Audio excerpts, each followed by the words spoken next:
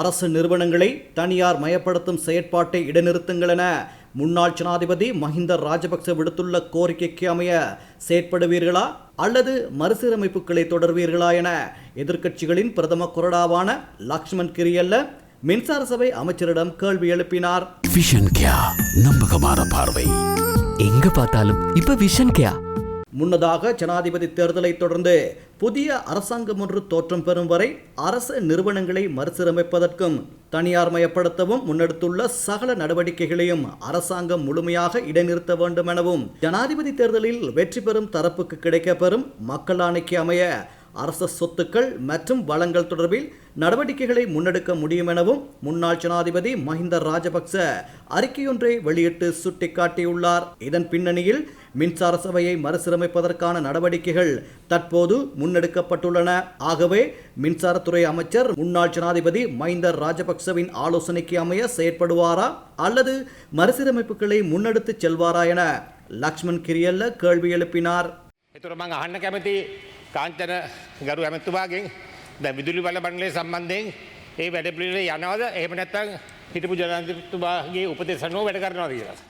எழுப்பப்பட்ட கேள்விக்கு பதிலளித்த மின்சாரத்துறை மற்றும் வலுசக்தி அமைச்சர் காஞ்சன விஜயசேகர தெரிவிக்கையில், நாயකතුමනි මහින්ද රාජපක්ෂ හිටපු ජනාධිපතිතුමාගේ ලිපි ලේඛන කොහෙවත් මේ රීස්ට්‍රක්චරින් නවත්තන්න කියලා නැහැ. අපි විදුලි බල මණ්ඩලේ විකුණන්න අදහසක් නැහැ.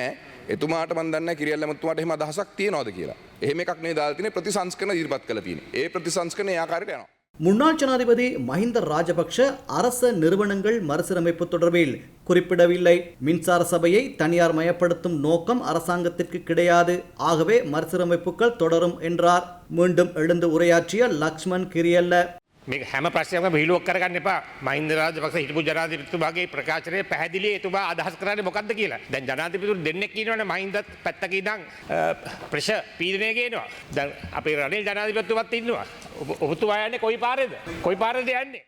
அனைத்து கேள்விகளுக்கும் கேலியாக பதிலளிக்க வேண்டாம்.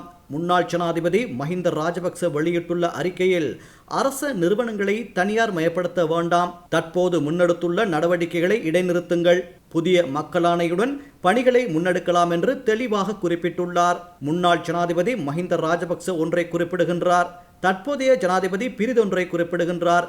நீங்கள் எந்த பக்கம் எனவும் மறுசீரமைப்புகளை மக்களாணை பெறும் புதிய அரசாங்கத்திடம் ஒப்படைக்குமாறு மஹிந்த ராஜபக்ஷ தெளிவாக குறிப்பிட்டுள்ளார் எனவும் அவர் தெரிவித்தார்.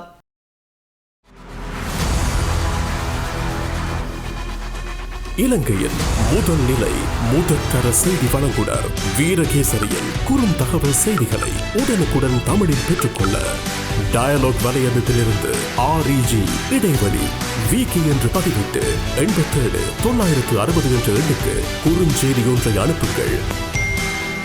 வீரகேசரி செய்தியுடன் இணைந்திருங்கள்.